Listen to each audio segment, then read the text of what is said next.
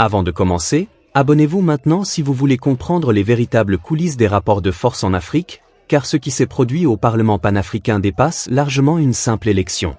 Officiellement, tout semble normal, une procédure institutionnelle, des postes à pourvoir, un cadre maîtrisé. Mais dès les premières minutes, un élément perturbe les observateurs, une pause inattendue est imposée et plusieurs délégations cessent leurs échanges sans explication. Et déjà une question apparaît. Pourquoi un vote classique démarre-t-il dans une telle tension? Mais ce n'est pas tout.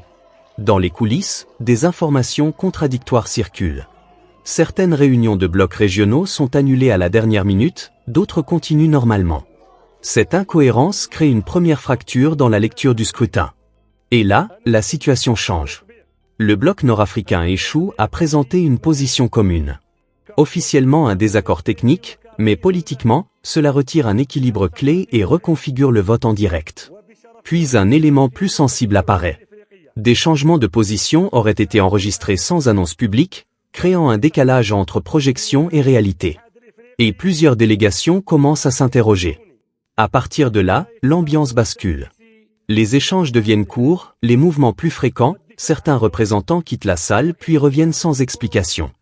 Et progressivement, une impression s'impose, le processus échappe aux prévisions. Puis arrive le dépouillement. Les tendances ne correspondent plus aux scénarios annoncés.